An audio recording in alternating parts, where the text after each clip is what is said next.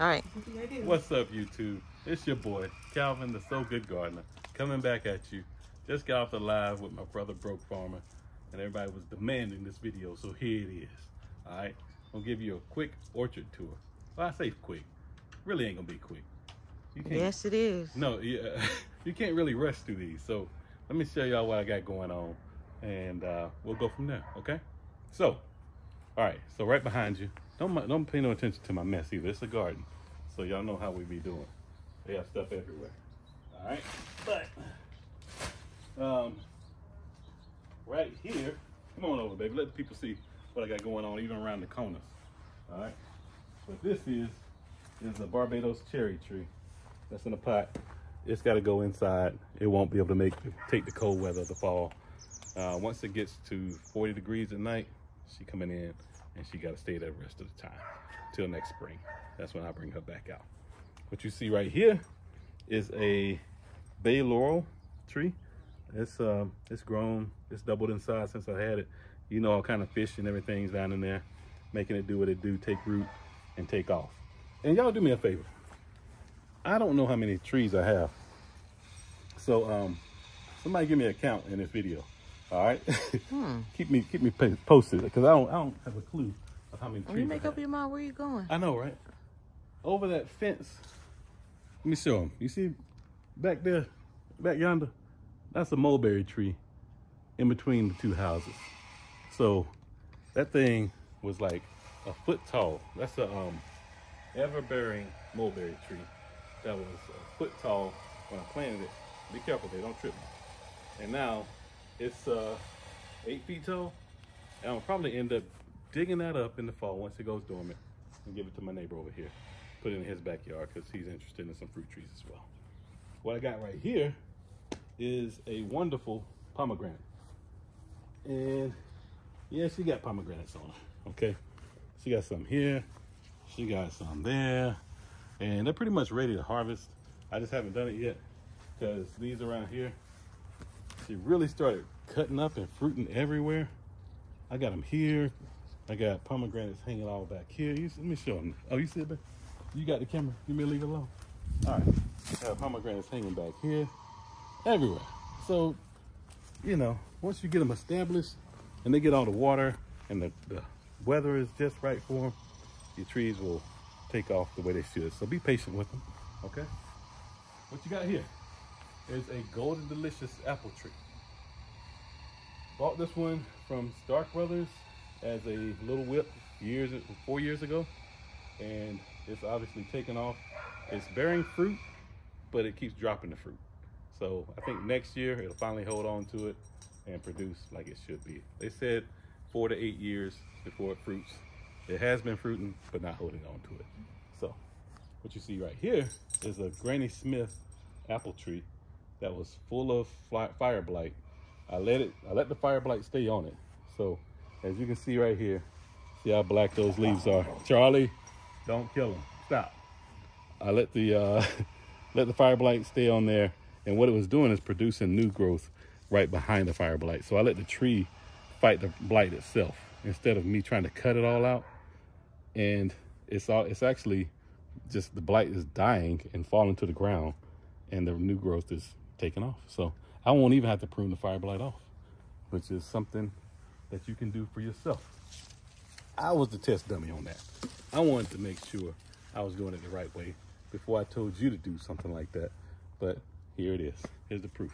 You see the new growth is taking off. Fire blight was here, and it's dying all the way back to the actual stem, or right there by the branch where it's coming off at, and it'll drop to the ground. Keep it moving. Okay, what you got right here is a Corky's honey fig. Okay, this tree is 12 feet tall, and all this growth is from right here, babe, this year. Okay, so I want y'all to understand something. This thing died all the way back to the ground. These suckers, I'm just letting it grow up around it to give it some protection over the winter. I don't know how much protection it'll get. These will probably die back, but all this growth, it's ridiculous, the amount of growth. And yes, it's still fruiting, but the fruit is not really developing to the point where it's edible. It's getting to a certain point and then dropping, because I think it put so much growth on in 1 year, it's not able to produce the fruit as well. It had to give me one or the other. So next year, by it being, look at this, come in. Look at it, by it being so lignified now, you see that bark? It should not die back again. We should be good to go, and I won't have that problem. Okay, no more dieback from this tree. You are good to go and producing for my family next year. Let's go, okay? Ain't playing with you. Okay, what you see here is a grapevine disaster. I tried it. Didn't really work out for me, but I'll do something else with it next year. Okay. Why you got the picture? Huh? Why is that picture? Oh, I like to, have a visual of what's to come. You know, it fruited. Don't get me wrong, it fruited, but it didn't do what I expected it to do. So I'm just going to use these trellises in the garden beds. Oh, I wasn't asking questions. It was like for you to get more into detail. I was just wondering why you had a vision board on it. Oh man, not a vision board. Anywho, these right here are some figs that I just purchased. Okay, and I know y'all looking like, God, where you gonna put them? I can't put them in the ground, but I'm so concerned about them. I put them in. They came in a 5-gallon bucket, not this Lowe's 5-gallon bucket.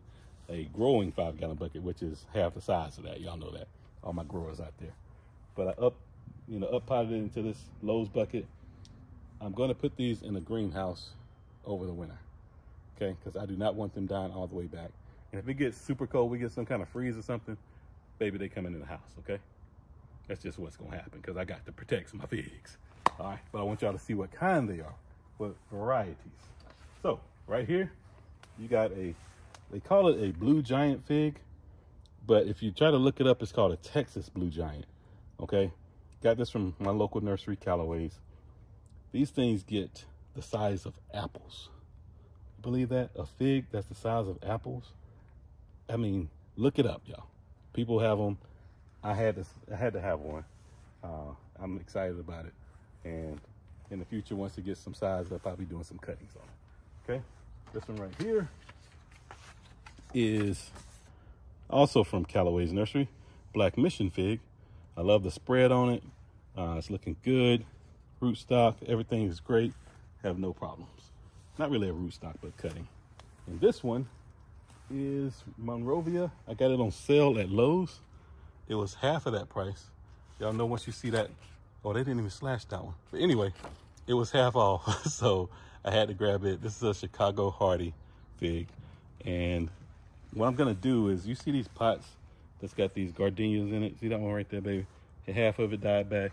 This one right here, it just didn't really make it over the winter. It's the yellowing and things like that. Winter? I meant the summer, sorry, the summer. But if you're not fruiting, you're not staying in the garden. So these will go to neighbors or family members, whatever. But I'm gonna probably pot them into those. All right. So what you're passing right here, there's a tree that's going dormant, starting to go into fall mood. This is a, what are you again? Oh, this is a Santa Rosa plum tree. She gave us a few plums this year, maybe 6 or 7. And they were absolutely, Charlie, Charlie, I said let him make it. Move, no, move. Thank you. Corny behind. But it gave us some fruit. They were absolutely delicious. Good size on them as well. Super sweet. Can't wait for it to do its thing next year. And nope, Charlie. Gosh, well, he won't let that dog go to make it. All right.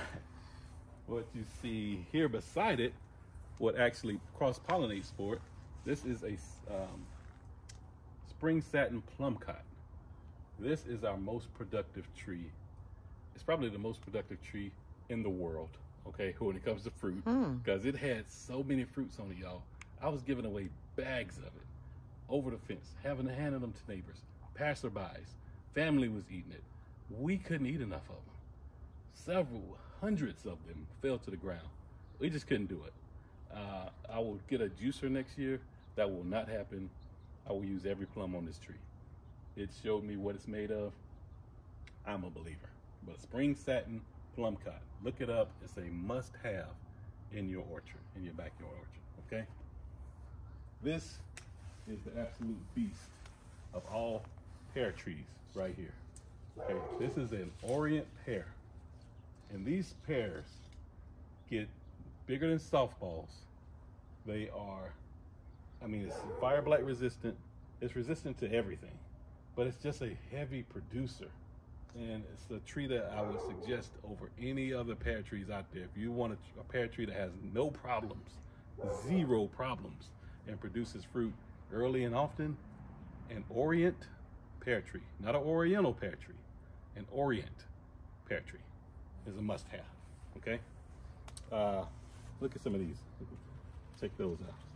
These are just the purple peppers, bell peppers. I got all kinds of stuff growing in the raised beds, but what the rabbits will let me have before they eat it all back. My bird baths. I love my bird baths. The doves come in there and do their thing, and it's just so relaxing out here. Speaking of relaxation, what I like to do, oh, this is a habanero. Look at all the peppers on that thing. They're all green, so they're hard to see, but they are changing. They're turning orange, starting to right now. But it's absolutely loaded down with peppers everywhere you see. So, I'm not gonna eat all those, because, you know, if you burn the top, burn the bottom. So it burns you in and out. Nobody want all that. But, you know, we'll share. Oh, here's some more peppers. I don't even know what kind these were, but absolutely delicious.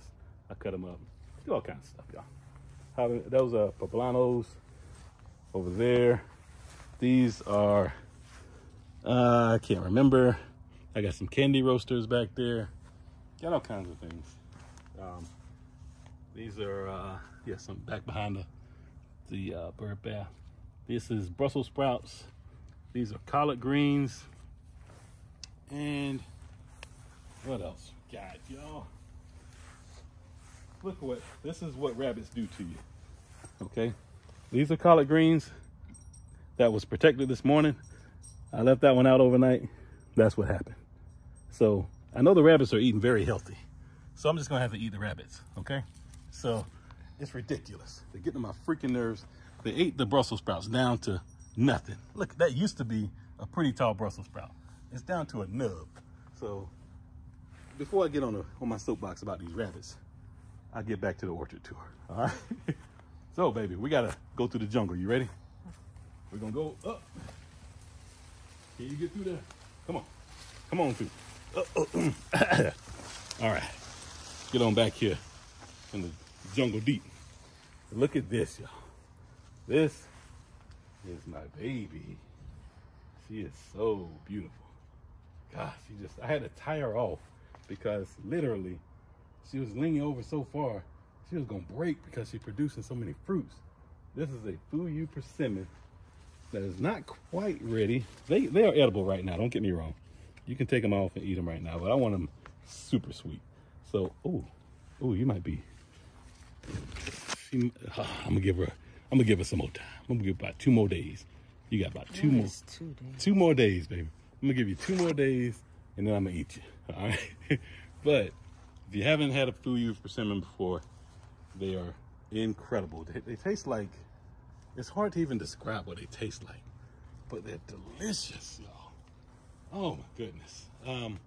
Try to find one in like a health food store, because you're not gonna find these in Walmart or anything like that. They're gonna have to be in something super healthy. This humongous peach tree that you see behind me, right now it's just taking over. I'm gonna air layer a bunch of the bottom limbs off of it and make smaller trees and probably upsell those or sell those to somebody else in my neighborhood, or who knows. That I might set up go to the farmer's market, give me one of those little stands and sell some trees. But this has got to go, so we're just gonna umbrella it up this time. But this one is a what kind of tree are you again? This is a harvester peach tree, and it's pretty much reached its peak height, which is around 12 feet tall. They call it the harvester because you don't have to do a lot of pruning on it. It's just going to be pretty much perfect the way it is. Other than the bottom growth, I can get rid of some of that. Now I'll trim it back over the fall once it goes dormant. And in the spring, we'll air layer it and let it do what it do. All right, come on back through there, baby. All right, duck down, get low. Get low, get low, get low. All right. Oh. All right. Now that we're out of the jungle over there. So dramatic. Yeah. What is this? This right here is acai. It's ISSAI mulberry. I got this one from Logi's, and when I bought it, I have a video on it. It was this big. From here up, about 2.5-3 years ago, 2 years ago, a little over 2 years ago. I put it in. It was in a pot. I put some worms in there with it. You'll see me making some weird mixes, and it did okay, but it didn't fruit. So I took it out. I put it in the ground, and this is what happened over a 1.5 years time. Just took off. Ridiculous growth. Heavy producer of fruit. Delicious fruit. These are bigger mulberries. They're not as big as the Pakistani, but they're right below that. They're much bigger than the Everbearing, which is super small, but super sweet. These taste just as good. They're a little bit bigger than blackberries, but not quite as big as a Pakistani. Over here is blueberries, blackberries, blueberries, blackberries, blueberries, and another pomegranate. But what I'm gonna do is I think I'm gonna get out of blackberries because I'm not really interested in them anymore. They have a lot of pits in them and the seeds, and I'm just done with them. So that's one of the areas I'm gonna do with my figs. One of the things I'm gonna do with my figs is get rid of the blackberries, put them in the ground, let them take off somewhere in nature, or do whatever they want to do. But they have to go from the So Good garden, or the So Good orchard. They have to get out of here and find a new home. I'll keep the blueberries, but the blueberries will probably go over here where all these gardenia pots are right now. So it'll go back there, and over there. And like I said, I'm getting rid of the gardenias. So blueberries go over there, and this whole row over here will be nothing but figs. So I got 3 of my big figs back there, which I showed you before. I've got 3 more figs over here, and these are all the same variety. These are Violet de Bordeaux. Bought these from Lowe's. They were in a gallon-sized pot. Don't pay attention to this price tag because this is something else. I just up-potted it in a used pot that I had before. Just like that. That's what the spring satin plum cot came in from Walmart when I bought it. And this thing was on sale for, I think I got it for like 12 bucks. It was half off, $12.48 or something. You know how they do that pricing. But yeah, all 3 of these Violet de Bordeaux, along with those big boys back there, will be over here in these pots. I'll add another pot of the little plastic whiskey barrels I got there. And as far as my citrus goes, this one right here is a key lime. And of course, she's flowering now, producing fruits. We got one? Oh yeah, we do have a key lime sitting right there. Yeah, look at that. But it was super hot this year. It was too hot for fruit to do anything out here, but my citrus really didn't perform as well as it did last year. I think it's gonna have a bounce back year come next year. I got some spider mites going on with it, but I'll treat it. It'll be just fine. No need to panic when it comes to that stuff. Here, this is a Dancy Tangerine, and I got this one from Costco years ago, and it's just been in a pot. It's gonna live its life in a pot, and it comes in the house as well when it gets to around 40 degrees or below, and they stay over the winter inside the house. Okay, around the corner here, I've got, this is an Angel Red pomegranate. What is this? Oh yes, thank you. This is from somebody that's very dear to me. Gave me this tree. This is a kumquat. So it's a mix between a miwa and an agami, a cross between the two, and it's yeah, it's just gonna be a great, awesome tree. That's my angel tree right there. This one is a Meyer lemon, and yes, she's got her lemons on her. They're turning yellow now, but still got some green spots. They actually get almost orange when they get super sweet, so I'm gonna give them some time to do that. She's got lemons throughout, like back over in there, You see another lemon. You can get all down there. There you go. Yeah, this lemon's throughout, just hanging around. But back to this one. That's all my citrus basically. So that one, those two in the pots over there, and this citrus right here. Okay. And back to this one. This is a angel red pomegranate, which will go in the ground. Remember I told you I was giving my what is that mulberry called that's over there? Either way, when that one comes up out of the ground and goes to the neighbor, this is gonna go between our houses and go back in this spot. So I think that almost does the orchard. Oh yeah, I forgot this tree. This is a Texas redbud. Okay, if y'all, those of you who were really paying super close attention to the channel, I used to have a different tree in this spot, and it was a what was it? Oh gosh, a Yoshino cherry tree. Didn't make it. Had to pour out a little liquor for it, or a little liquid for it. Did not make it. I drowned it. It was my fault. I planted it too deep. Even though I really monitored how I planted that thing, it was still too deep. So I replaced it with something native to Texas, Texas redbud, and it produces, look at these little pink flowers.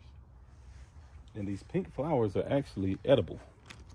Okay, they say they taste like sweet peas, so, and they're good on salads and things like that. And it'll be covered with pink flowers before it even produces leaves.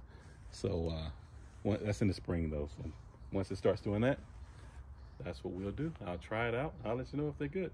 If not, I say the tree flowers suck, but it's still a beautiful tree. So it's gonna provide us shade for the back of our house, which is what I'm looking for. So I hope y'all, somebody got a count on the trees, and y'all can let me know how many I have, because I don't know. That's for real. All right. But I thank y'all so much for watching, and I hope you share this video out, and I hope it actually, you know, inspires you to grow something in your small backyard. And we're in a suburban area, y'all. We're, you know, this is a big city, don't have a huge backyard, but you can grow food too in very small areas. So don't be discouraged by that. All right. You see what we got going on in a very small Texas backyard. So you do the same, but keep sowing and keep growing in every single area of your life. And I love you no matter what. I'm out. Peace.